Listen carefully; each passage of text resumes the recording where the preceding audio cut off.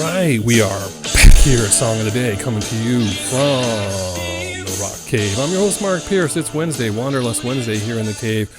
It's been a few days. We took a few days off, but we're going to get right into it today. What are we talking about on this date, sad day in history, November 22nd, 1997, 26 years ago?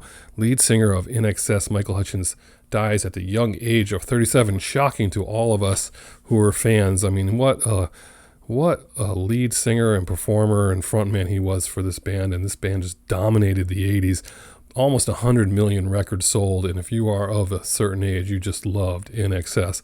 So good, obviously out of Australia. I don't know if you guys even remember this, but there's three brothers in this. Andrew, John, and Tim Ferriss are all in the band. How often do you hear that? That's pretty amazing. Wow. I mean, this was what a career this band has, and if you're not familiar with a lot of their music, then you're listening to it. You're going to trust me and just do that. But Shabu Shaba came out. That was like their third record, so 1982, October of '82, and that's where I was listening to MTV in 1982 because I had cable in a college town, and I was all in on the one thing and don't change those videos, and that I was all into it in college town, college radio. That's exactly what this was. Moved to Connecticut. Classic rock town, no cable TV, no MTV. Here I am with my INXS record on my hip, and they got nothing. Nobody's listened to that music, but still had to soldier on. And then they put out The Swing in April of '84, and I remember when the only place that had used records and used CDs, and I bought that cassette new, and I played that thing over and over again. So many great songs on The Swing. I Send a Message, Dancing on the Jetty, Johnson's Aeroplane, Love is What I Say, Face the Change, Burn for You. And they all hold up. They all hold up. This is early INXS that you say to yourself, wow, this band is going somewhere. So amazing. But the song off of that one, Original Sin, went to number one in Australia, the first number one record in Australia. And who's that singing? Backup in the chorus? None other than Daryl Hall is on that record. So listen to Original Sin and you'll hear him and you'll be like, wow, I didn't know that. Just like I didn't know that Mick Jagger is singing in the background of You're So Vain until I got TikTok. But anyway, that was a great record, and that's where things just kept going on for me. And then Listen Like Thieves came out. What was that, 1986 or 7 or so? And then by then people were like, oh, I'm on to something. So WPLR out of New Haven, they were right there playing that music, and I got to hear What You Need and This Time and Listen Like Thieves on a regular basis. And Mike Boguslawski would take us out on Friday afternoons with a little wig out. You got a wig out. But anyway, I digress. But by then, they were moving up in the stratosphere. And then, of course, Kick came out. I can't even cover all these records. We're going to talk. I feel like I'm just rapid fire. But Kick, amazing. Obviously, I can't even talk about that record in depth. But 7 songs off of that one.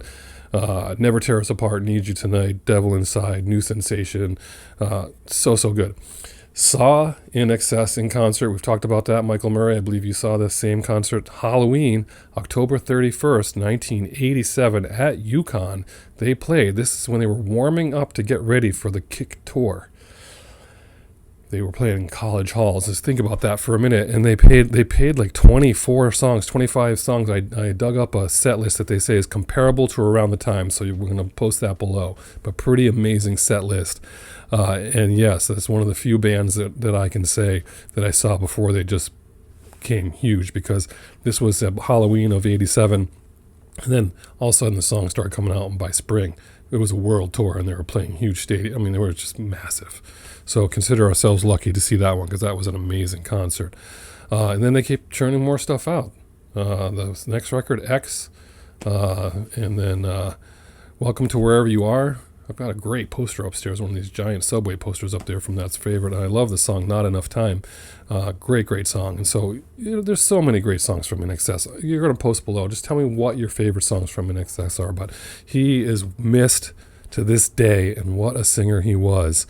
And wow, how do you pick a song of the day? But it is Wanderlust Wednesday, so you're going to dig a little deep. Maybe you don't know this song. We're going to mention a few. Not Enough Time. Did that get played on the radio? Do you know that one? That's a great choice. But we're going to go way, way back to 1984 with The Swing, because that's where it all started for me. Johnson's Airplane is a sleeper. That's what I'm posting first, because it's not really necessarily really rocky. It's a little bit slower, whatever. It's an interesting song, but I really, really like that song. Love Is What I Say, Face the Change, and Burn for You. I just need to know, people remember these songs? Because this record was not huge. Number 52 in the United States. So we're posting a bunch of stuff from The Swing. Niles Rodgers produced, Daryl Hall on the back of Original Sin. That's what you're doing. That's your assignment. A little bit of INXS today on this Wednesday in November. Michael Hutchence. Just really, really miss that guy. And think about, wow, all the opportunities to come back around and have done a tour.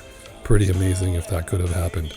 But I feel like not enough of the conversation about what a great frontman he was. So, shout out to INXS. What a great band this is. We got this one here. Remember these CDs? There's a box set here.